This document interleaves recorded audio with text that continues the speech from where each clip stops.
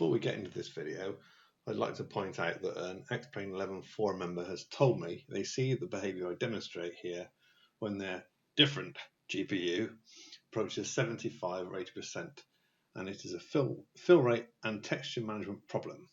Apparently the only way to alleviate that is through compromise with AA, texture quality, SS, level of auto titles, etc.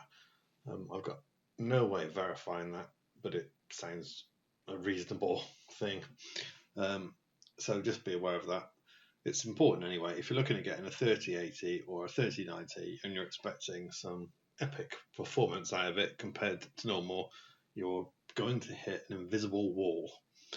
And I think, people would want to know stuff like that. I'd have wanted to know that. I wish I did know it, because I wouldn't have found myself in the situation where I feel I need to make a video about it.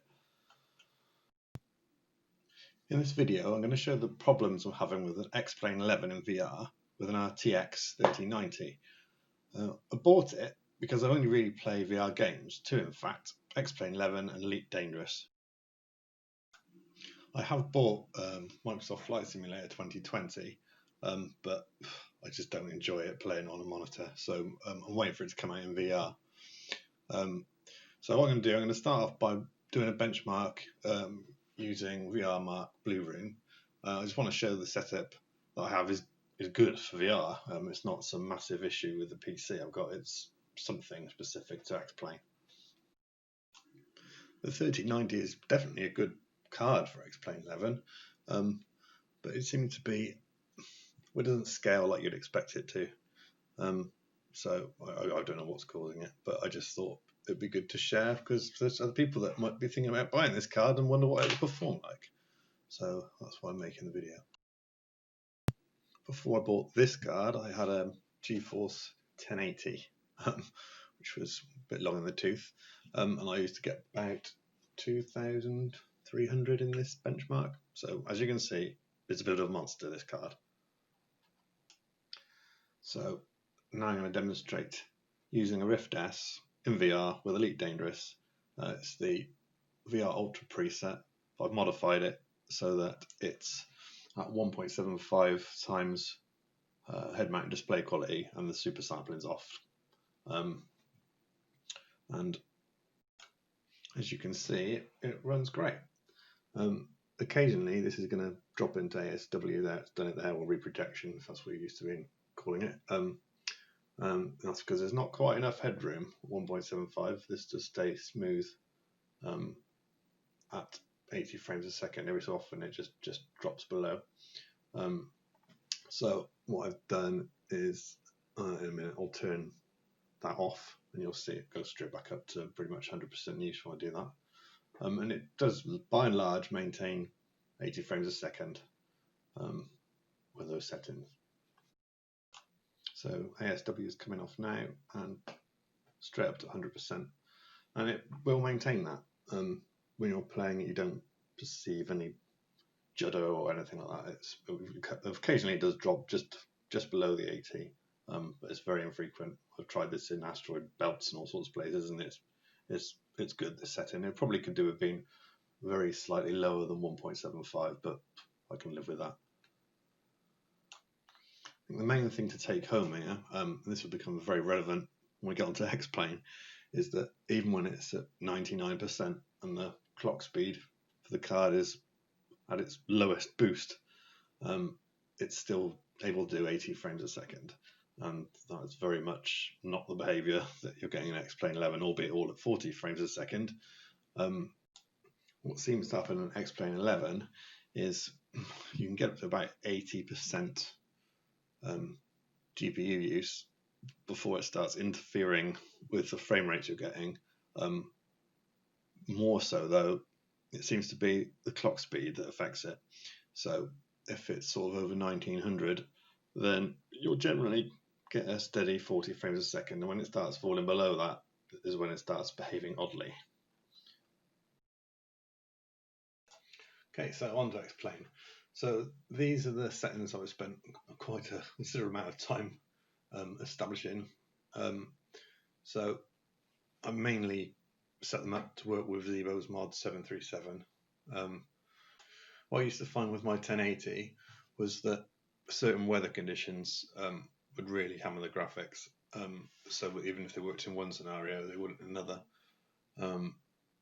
And also lighting conditions. And for some completely unknown reason, Birmingham Airport at a particular stand is really taxing on VR, and I have no idea why. Originally I established a lot of these settings at Manchester Airport, got it all working, and then as soon as I went to Birmingham Airport, I had the same problem I used to have, where I'd have to turn them down again.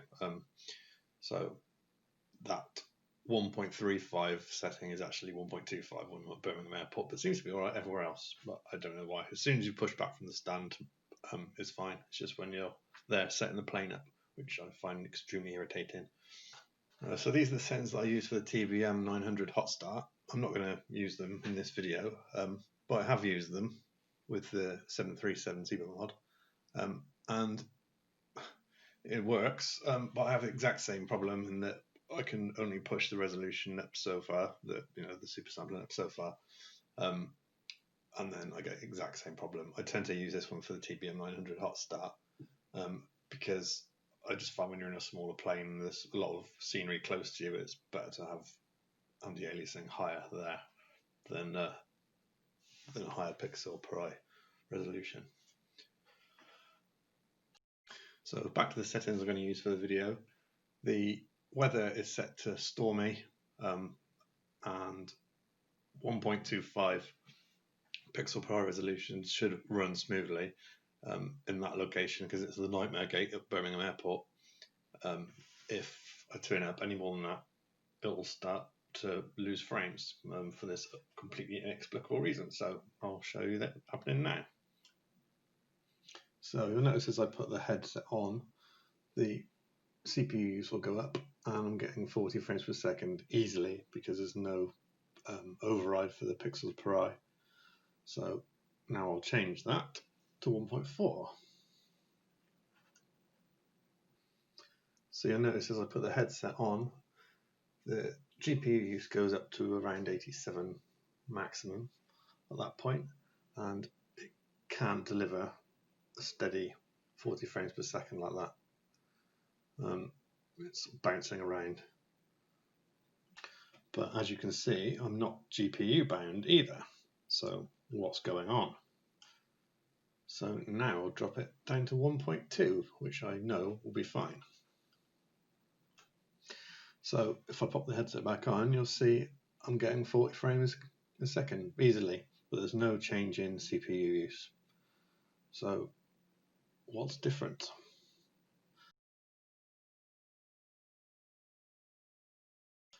So if we flick back to the GPU and look at graphics 1, that's because it's Vulkan, so it doesn't report CPU use properly if you don't change that tab. You'll see that there's a bit less GPU use, but not massive amounts different to a 4. So now we'll set it back to 1.4 and see what happens. So as I put the headset on, you'll see I'm not getting 40 frames a second consistently anymore. But look at the boost clock. That's the only thing that potentially could be behind this that I can see. I'll change it back to 1.2 and let's see what the boost clocks are like. Obviously when you haven't got the headset on, everything uses less resources until you put it on. So there we are, put it on, and let's look at the boost clock. I'm easily getting 40 frames a second again. But I'm also getting a higher boost clock. And I think that might be the key to this. Is as you change the settings, the boost clock for the GPU goes up and down depending on how much demand you're putting on the GPU. So what I think this is indicating, unless I can't think of anything else, is that X-Plane really likes high frequency clocks on the graphics card, not just the power. So if my theory is right, and it is just theory, then the RTX 3090 founders and the version I've got that doesn't really overclock is the Zotac Trinity. Then you're sort of limited in the performance you're going to get in X-Plane 11 due to it liking high frequency clocks. on the graphics card. So yeah, I mean, I don't know if anyone else is having this problem, or if this is any use to anyone, or if anyone knows what I'm doing wrong and it's just me, then please do say something in the comments. So anyway, on the end of this, I'll just do a little flight, and I'll tag in the problem that I have at high altitudes, where I just, for no apparent reason, goes slow with hardly any CPU or GPU use. It did that with my last graphics card as well. I just think there's something wrong somewhere with the game that causes that. I don't know. It could be a setting game. If anyone can help, that'd be great. Okay. One final thing about the settings.